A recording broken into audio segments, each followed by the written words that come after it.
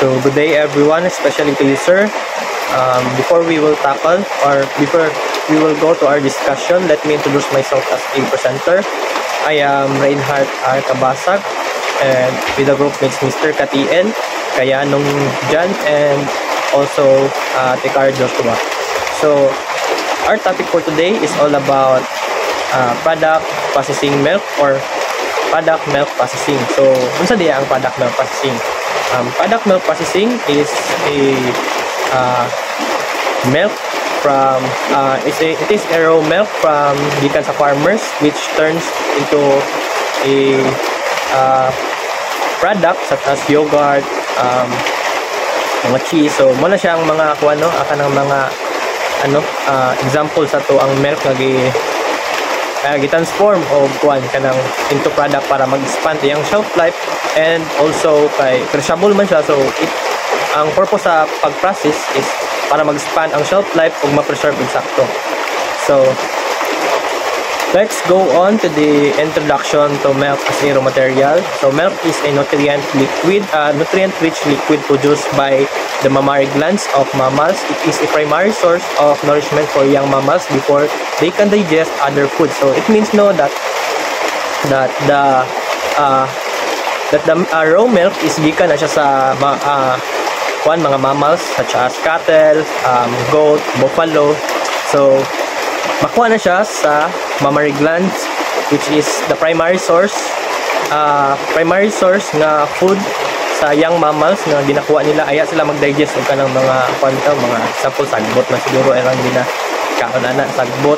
Then also before sila mag-digest ana nga mga food, so ang number one nga source lang nourishment is ang katuang raw milk nga gikan sa ilahang mama. So next is the nutritional value.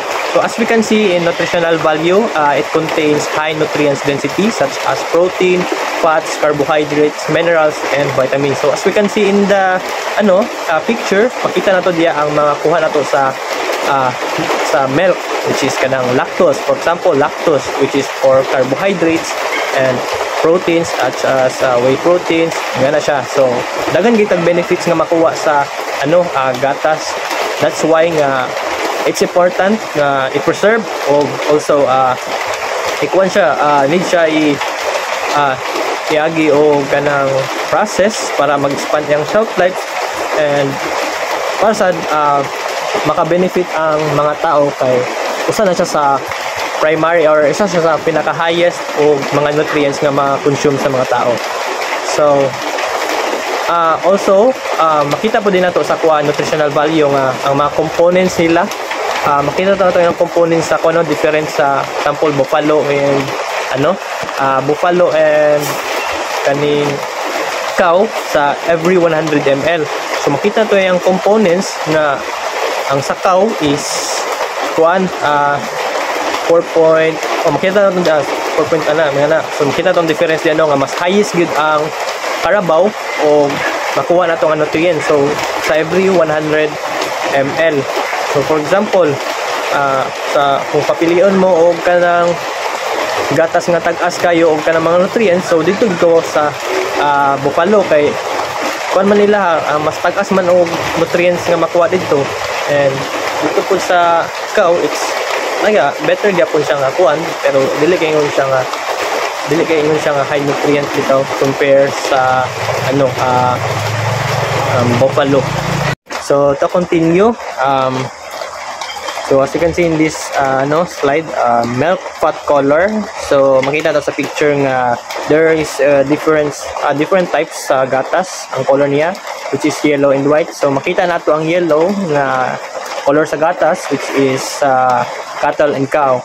So for example is ang kanang Jersey, Guernsey, and also napod sa Holstein ang dili kay siyang nun nga yellow, but yung gatas is yellow siya.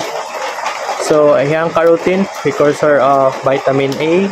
And next is goat and buffalo. So ma-identify nato diya sa picture nga ang buffalo is goat and buffalo is white color yung gatas, which is yung content converted into a colorless vitamin A. So now let's go on to the challenges in storage and safety. So raw milk is a perishable food product with that can easily become contaminated with bacteria and other microorganisms if not handled and stored properly. So it means if ang gatas is wala siya na wala siya na handle og tarong, there's possible nga madaot ang gatas and makontaminate siya. So tungod kay ang panbiya ang gatas is mabura siya og shelf life. So ang purpose sa pag-process is wagi siya og kanang sterilization, mga pasteurization para magkuan siya para ma-expand dato ang shelf life sa gatas. And so next is our rapid bacterial growth leading to spoilage, potential for contamination from the animal environment or handling. So makita natin sa picture no that usa sa iyahang kuan, if wala siya na handle og sakto, o wasad siya na store og kuan sakto, there's possible nga ang iyahang kuan makontaminate siya if ang imuhang kuan makita sa picture other infection, hands and other infection, milking equipment and dirty other and teeth. So it means if walay hugas ang imuhang kuan gigamit nga mga equipment anang pag-milking nimo, so there's possible nga naay mga kuan dia bad bacteria and bad bacteria sa milk. But if hugaw man gud ang kanang milking equipment, so dali na siya madaot. So mo na importante nga maging i-preserve nato ang gatas para mag-expand ang shelf life. So madaot siya og dali if ang iyahang imong gigamit is hugaw, wala nimo gihugasan, and hands and other infection like kinamot na ba kanimo wa kani gamit og kanang PPE. And also usa pod sa mga rason pod nga para dili ma-contaminate is gagamit sila og kanang mga machine para dili siya ma-contaminate. But napoy uban nga gagamit og machine pero wala gyapon kuan proper cleaning, so there's possible nga ma-infect gyapon ang imuhang gatas. So potential for contamination sa mga siya animals, environment or handling. So it will lead spoilage because of rapid bacterial growth. So dili na rin siya magamit ang imong gatas and lisod na kayo siya i-process if daot na imong gatas. So next is we'll discuss the other presenter about the process of the product. And that's all. Milk preservation and processing. First is pasteurization, heating milk to kill harmful microorganisms. So nakita na sa picture nga fresh milk to heating section, tas maabot din siya sa cooling section, tas pasteurization milk out na rin. So kanang ang purpose na yun kay para mapatay ang mga harmful microorganism para safe lang sa ato ang mga consumer. So second is retain most of the nutritional quality. So bisan pag niagi siya og init, maintain lang yapon sa iyang nutritional quality. So naay two common methods, LTLT. So low temperature, long time. So mas mubo mga heating section, so mas taas yung panahon. So HTST, high temperature, short time. So og mas dako ang heating, mas grabe ang iyang kainit, so mubo lang oras ang kinahanglan.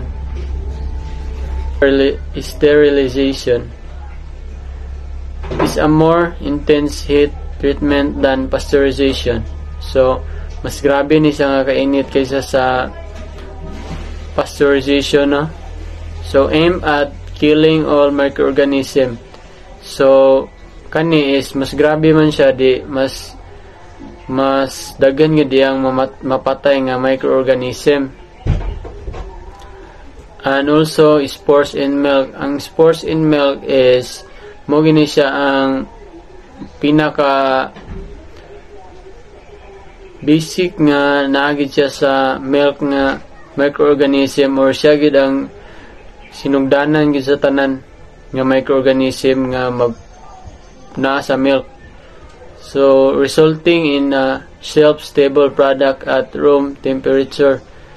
So if moagi siya ani nga process, mas shelf-stable siya, mas taas yung shelf life tungod kay napatay naman niya ang tanan microorganism. So kani siya is makapalit kani, pwede rin siya dili nimo i-ref kay mas grabe man siya og nag heat treatment kaysa sa pasteurization. So og magpalit kani nga dili na nimo makonsume largo, okay ra kani kaysa atong pasteurization.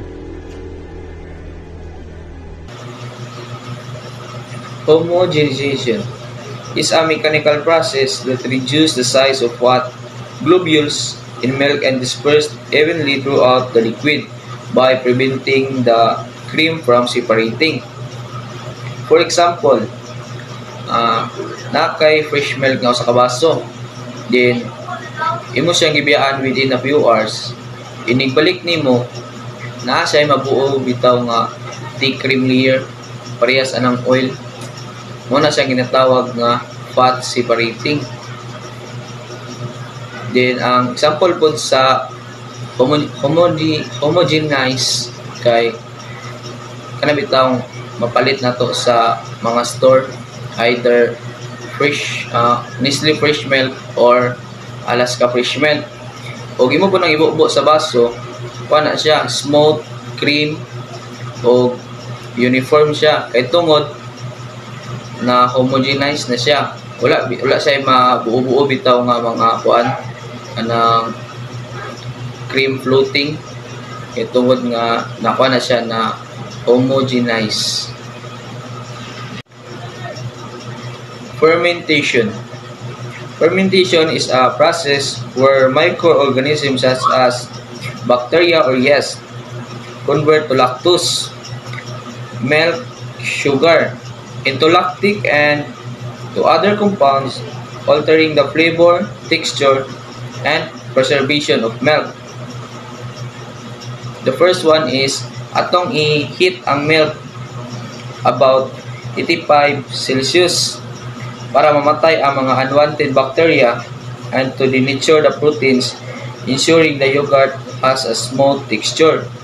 And after that, ato na yung ipabugnaw ang milk around 43 degrees Celsius, which is the optional temperature for the fermentation process. And the third one is adding the starter culture. Once nga mabugnaw na siya, magdungag ta og mga small amount bitaw of active bacterial cultures. Example ani kaning kuan Lactobacillus bulgaricus and Streptococcus. Muna sa ito ibandungag para makuha ng atong gatas. Then ay kaupat kay kaning kuan fermentation. The milk is then left to ferment to several hours within 4 to 6 hours. During aning time, bacteria ga-consume na siya og lactose o ga-produce na siya og lactic acids which is ang milk kay mahimo na siyang yogurt o kanay ang flavor tangy. Then the last is ato na siyang ipabugnaw. Kuan after fermentation, ito ipabugnaw ang kining gatas o para ma-continue lang ang iyang thicken o makadevelop pa siya o more flavor. And that's all. Thank you. So to continue, value-added dairy products are those that have been processed or transformed beyond basic fluid milk, increasing their economic value and offering diverse options to consumers. So, unsa man jud ni siya. So, ang value-added dairy products is iyang context kay gina-transform niya ang raw milk or basic dairy items into more sophisticated and profitable goods that appear to consumers with added benefits, convenience, or unique characteristics. kani pod nga process is kanang ginapatagal niya ang shelf life sa raw milk kay giano naman sa process o innovate o mag increase pod ning income sa farmers o economic growth within the dairy industry. So ang mga example ani is like cheese, yogurt, cream, or kaning mga concentrated products and many more. So next is ang benefits ani. Ang benefits gid ani, ang main context gid is makahelp siya sa producer and consumer. Kaya na-transform naman to ang raw milk. So first is mag-increase ang profitability sa farmers kay katong ang raw milk is matransform man sa product like katong cheese, yogurt, or other nga concentrated products mo mag lead siya sa higher income for dairy farmers and processors. Next is kaning market diversification. Market diversification is value addition, reduce reliance on fluid milk sales, which are often subject to price volatility. So, kani kay mag-limit ra siya o refrigeration products like powder have significantly longer shelf. Like mag-innovate na ang raw milk bitaw, mahimo niyang powder mas mutas gid ang shelf life. Wait so next is kaning job creation. Job creation kay mag-establish siya og dairy processing facilities, create employment opportunities in rural areas, boosting local economies through through processing, packaging, and distribution activities. Next is kaning kaning how did make the cheese product. So kani nadra sa PPT is makita nimo nga first is ang raw milk gikan nasa sa ay kaning dai na ako'y trivia day about aning cheese. So ang cheese is nagid siya 2,000 variety sa cheese, lain siya flavor og texture nya. Ang pinaka expensive gyud gikan ning dai raw milk ang raw milk sa goat, cow, sheep. Tapos ang pinaka expensive gyud nga himonog cheese is gikan sa donkey, mo expensive. Tapos sa Italy kay kining lang trivia ra ni, pwede nimo ibayad ang cheese sa ilang bank. Grabe ka sa ilang cheese kanang important. So mo na ni kating nasa PPT is raw milk. After sa raw milk kaning pasteurization, murag sterilize niya. Next is kaning standardization and filtration. Filtrate niya tong mga particles nga murag gahi-gahi. Next is kaning starter culture, vat, coagulant. Next is cutting, stirring.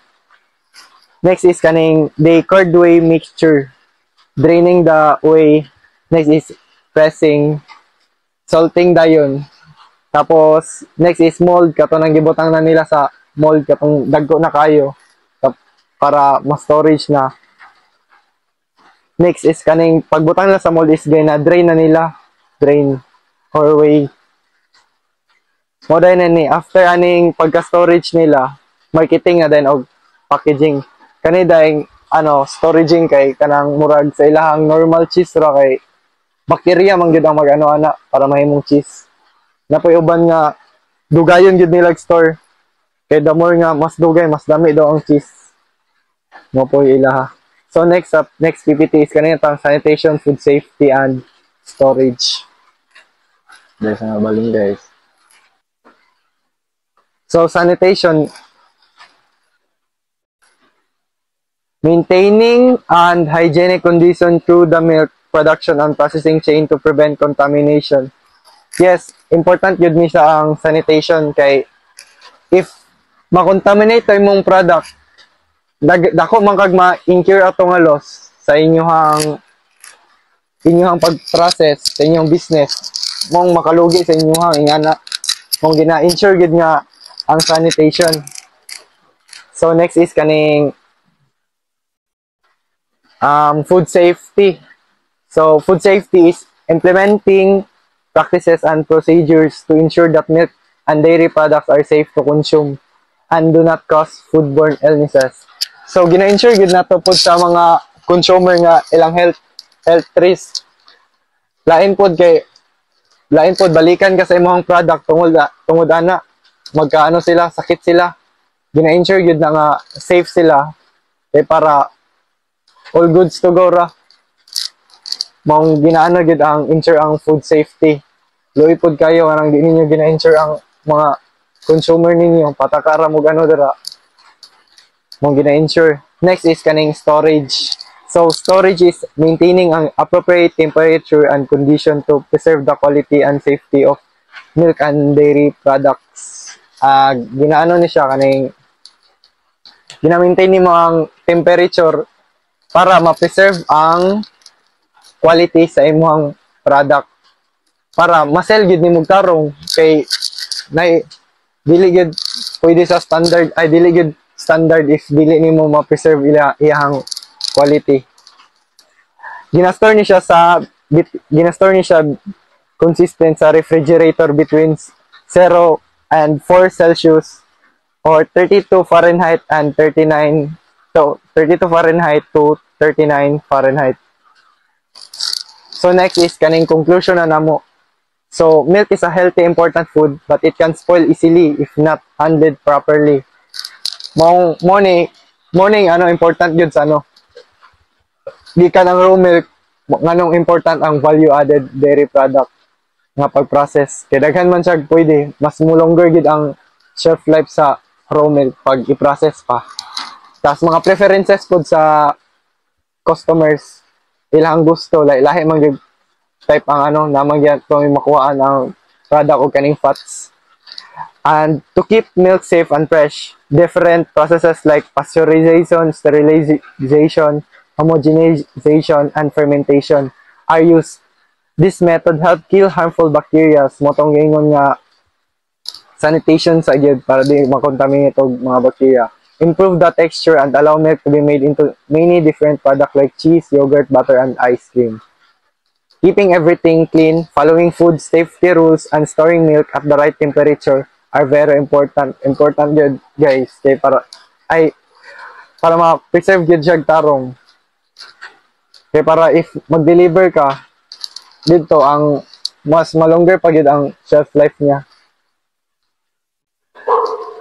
And overall, processing milk the right way help turn into safe, high-quality products that people enjoy that help business grow.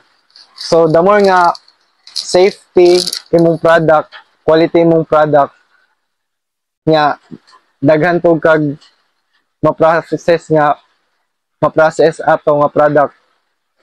Kay the more nga daghang preference ang consumer, the more nga dako kag sales kay daghan man sila mapilian. Lahi mag type I trip ang mga consumers. So that's all.